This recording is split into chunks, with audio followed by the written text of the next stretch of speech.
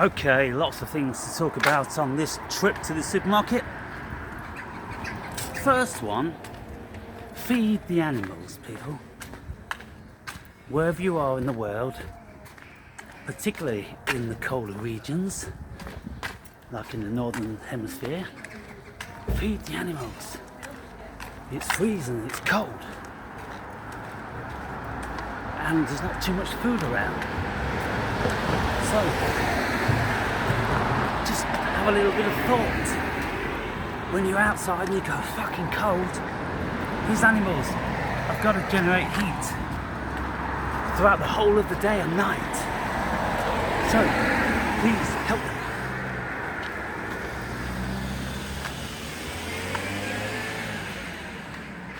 Hello, it's the crest guy. Ching! I'll wear it as long as I can tolerate it. But you see, it affects the way I breathe. And the plate sticks against the palate. And it just feels odd and awkward. I don't like it. Anyway. Okay. Next subject. Those of you that are getting on a little bit, how does your body fare up during the colder months? I mean, for instance, me. I'm really struggling to go to the gym these days. My body, it just never seems to recover. It always feels tight and tired. And I'm like, for fuck's sake, what's going on? It's like every time I feel my muscle and think like, oh, should I go to the gym? I could go, but then for the next 2 days, I'm gonna be really stiff and kind of like sore. I'm just thinking, I don't know really what it's all about these days. I hope it's just a winter thing and not an age thing. It might be both. At the end of the day, the age has got to really catch up with me sometime. And at 62, I'm doing all right. I can still squat, with an Olympic bar with, like 40 kilos on. I don't go too crazy. Back in my heyday, I was squatting 160 kilos. And that was right down breaking a 90 degree, a proper squat. I was repping that. And that was when I weighed 80 kilos. So double my body weight. These days, if I was going to do that, goodness me, I'd need to be squatting 180 kilos. I weigh in at 90 kilos now. And it's not like it's fat. I'm not fat. It's just I filled out, as I got older, as we do. So how many of you, have something to say on this? If you, regularly exercising, going to the gym, how many of you find it increasingly more and more difficult through the colder months? I only noticed it like this when I'm getting older. Never used to bother me when I was younger. But now it's kind of like, oh fuck, wow. You see, if I felt my muscles, the muscles would all feel like iron. And so it's not like I even need to go to the gym. Maybe just once or twice a week. I'll probably just do that. But if I was to tense my arm now, and my shoulders and my chest, everything is like fucking granite. And so there's something in the body that's keeping it really tight. And, I don't know, some bodily tension. Something like that. Or, because I'm growing again, because I'm eating more in the winter time, then it's not like I put on all the pounds on the belly. No, it goes on all over the place. Muscles get bigger, everything gets bigger. Look at this shit. Look at this shit, people! Look at these demons. Look at them flying through the air. Killing machines they are. Full of evil demons. Oh, goodness me. Praise be they didn't see me. These ley lines to hell. Gotta run this ley line to hell. It's kind of like, you know,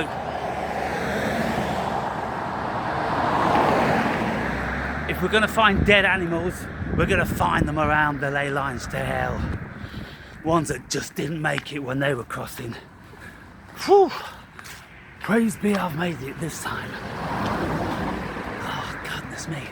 That brings me on to the third subject of the day. Now, everybody hates listening to the cars when I'm making my video. It's kind of like, oh, I can't listen to it, or this, that and the other. It's horrible. It is horrible. But if I started my videos now, then I'd lose like 5 or 7 minutes. And this walk isn't really long enough. It only takes about 25 minutes max. Won't get time to say too much. So, just have to suffer 20 seconds whilst I'm crossing that road. But this whole thing about noise, people, the vibration, it destroys the soul. And when you've been in times of great peace and tranquility, like for many years, I was living in the outback, just in a village, or like in my skyscraper, 1 minute's walk from the beach down in the Algarve. Just a quiet little holiday resort, only out of season. There's only the locals there, nothing's going on. Walking on the beach 3 times a day. I used to spend literally 5, 6, 8 hours walking up and down the coastline, because the coastline was absolutely superb. Went on for miles and miles and miles with caves and cliffs, and some of you will remember those videos. And those of you that don't, well, there's lots of them that are still on this channel. There's 1,700 videos on this channel, people. So, you know, you could just go back, just keep scrolling down, down, down, down, down, down. A lot of videos. So, there's some videos from when I was in the Gambia, Tenerife, lots of places, Canary Islands. Anyway, this noise. Now, when I was living down in the Algarve, in such a peaceful little town, I had the occasion to come back for some reason to the UK, and I stayed with my daughter for 5 days in her London apartment. And when I was back in London, I was like, everywhere I went, I'm like, fuck. Even the apartment had double glazing, but there was a plane taking off every 30 seconds from Heathrow. There was a train line not too far away every 30 seconds. There were buses, motorbikes and cars and everything just down in the street, echoing, vibrating, and I couldn't stand it. I just, when my daughter went to work, I got her to show me where the parks were, and I'd just head for the parks and I'd stay there until she finished work, and then we'd come back and do something. You know, we go to the theatre, go and see a show, go out for a meal, and it's all great doing these things down in London. And, you know, a bit of fun getting on the tube and, you know, watching the world, how it is. It was all very exciting and invigorating for me. It's kind of like, wow, in a different world, people, in a different world. And you see the zombies and no one's talking to each other, no one's looking at each other. It's fucking weird, I'm telling you. But anyway, I discerned that my daughter was feeling very low. And I said to her, I think one of the main reasons you're feeling low is because you're in the city. She grew up in the village, you see. We had a home in the village, so she was the village girl. But then she, wanted to do something good, and she was into musical theatre, and she had to go to London. Goodness me. And she went down there and she got disenchanted. She realised that it was a very insular place, and that most people was always too busy, and the only thing they could ever do is go out for a drink, or let's meet after work for a drink, and then each drink would cost £10 each. Just astronomical, stupid prices. And people were only ever talking about how disgruntled their lives were, and how overly busy and tired they were, and all that sort of thing. And I said to her, it's the vibration. The vibration is destroying the soul. And if you look around, everybody, they're closed down, frowns on their heads, and they're not in a good way, and nobody is open, and nobody wants to communicate, and nobody wants to, smile or exchange pleasantries, or too down, too inhibited for all that. And so, after some time we spent together walking around the streets, and the traffic, ding, ding, ding, can you imagine? Like this, only 10 times more. And, the motorbikes, beep, beep, beep, beep, oh, fucking hell, you think you're in the Philippines, or somewhere like that, one of these massively congested cities like Manila. But, oh my goodness. Then we'd go and sit in the park, and the squirrels would come up to us, because I took some notes. So lots of squirrels coming really close to us, and the birds and the peace. And she says, I see what you mean, Dad. I've never come to these parks on my own. In actual fact, I've never even been to this park. It's Battersea Park. I've never even been here. Don't get the time, or don't even think about it. But now here, sitting here with you in the beautiful tranquility, I'm so much calmer. I feel, like the joy coming back in my life. And so she decided to move back to her home city. And she now lives in this, half a mile away from where I do. She bought her grandmother's house. Her grandmother's going to her home, and so she bought that 3-bedroom semi with a nice, long, lovely, long, old-style garden, and on a quiet road.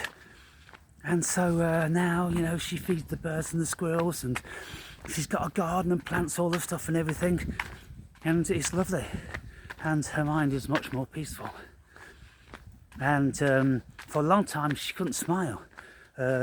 She was just always a frown on her head and everything like that.